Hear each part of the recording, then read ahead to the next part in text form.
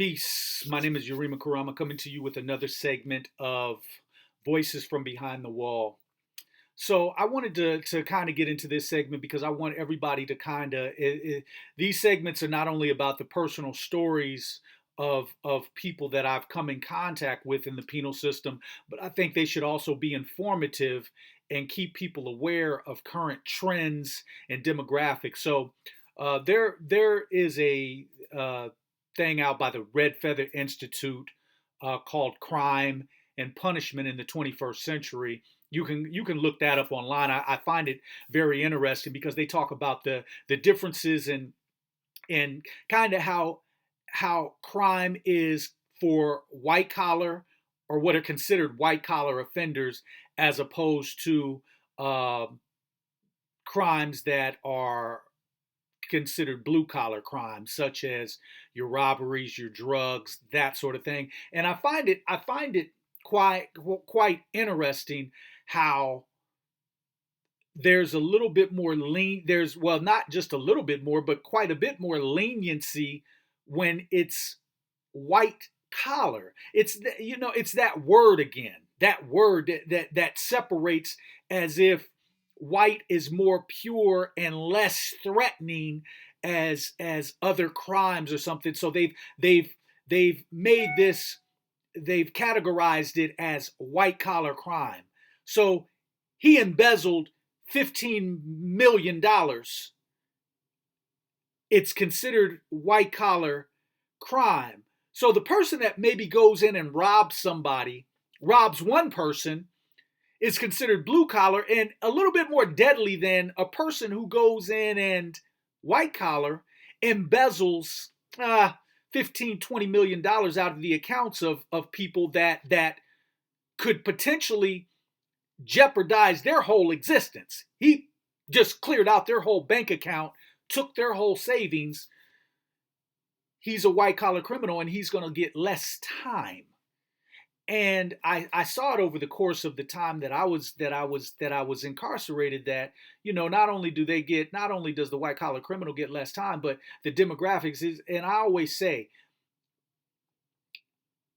society is really out here is just a larger prison than the prison population. It's just a larger prison. And how it is manned, how it is policed, is quite similar in nature. So white collar offenders, they pretty much go to camps. They are not found to be at your higher level institutions, even though they probably had more victims. In most cases, your white collar criminals have more victims, but because of the picture that the media and the court system paint and what they want you to believe, they continue to feed that.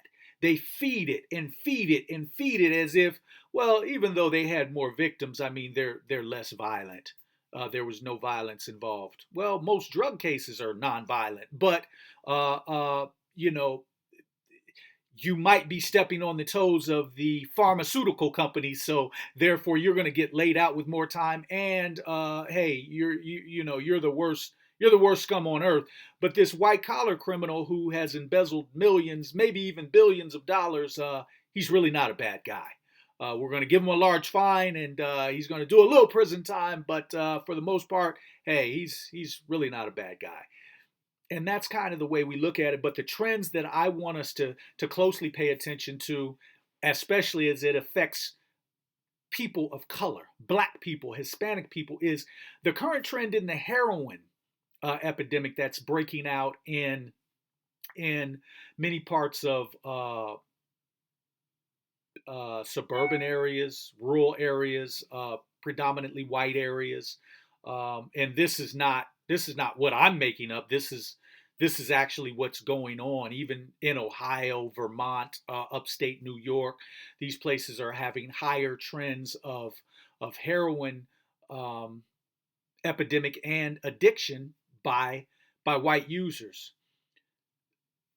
But what I want us to specifically pay attention to is how it's being treated and how it's being categorized. Um, and I make those comparisons with the crack and heroin epidemics of the 70s and 80s that took place in the black communities, and how those were were looked upon uh, as being deviant acts.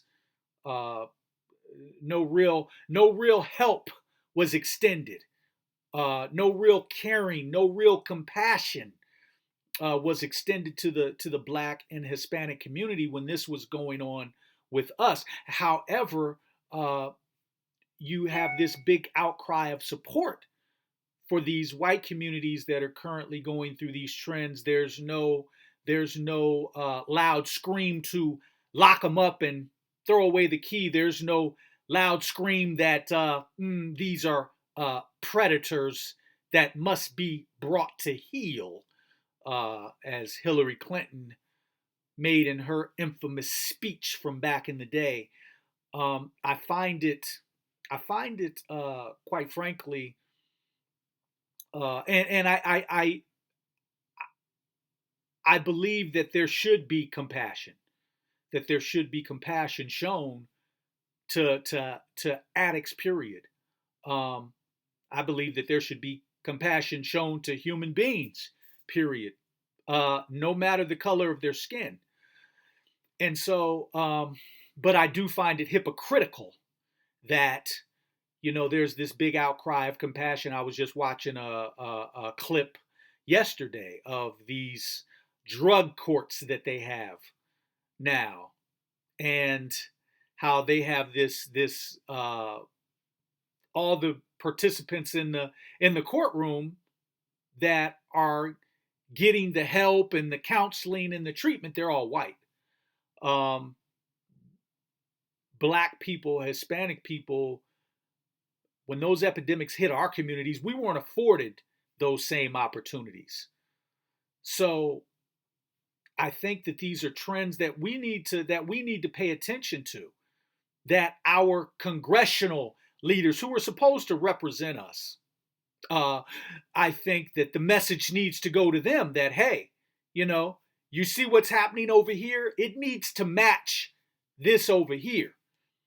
We need to, because then when people talk about two different Americas, this is exactly what they're talking about. The treatment across the board is not the same. And so we continually go through this, even when I talking about earlier, the difference between, you know uh, quote unquote white collar criminals as opposed to blue collar criminals. How the treatment is different. Back in the day, they sent white collar criminals to what they called club fed, club literally, where these guys, I mean, were living high off the hog in camps, where blue collar workers were being sent off to high level institutions, medium level institutions, where there were stabbings on a regular basis, fights on a regular basis, where there's overcrowding. But the white collar criminal, he's going to the camp where it's less stringent, less authoritative. So, and it's the same thing in these courts. It's the same thing with the treatments, the different treatment, how they view one group of people as opposed to another. And it's based on skin color, man. We can try to go around it, we can try to circumvent it. I choose to hit it directly on the head and call it what it is. It's racism 101, man. And, we as Black people and Hispanic people have felt the brunt of that. We still have brothers and sisters serving time from the 80s right now who have not killed anybody. They're still serving stringent prison sentences. Some of them for their addiction, for their drug use. They're still serving time right now. But they have the nerve to talk about drug courts and what's affecting the white communities in these rural and suburban areas. The treatment is not the same. How they categorize and view us is not the same.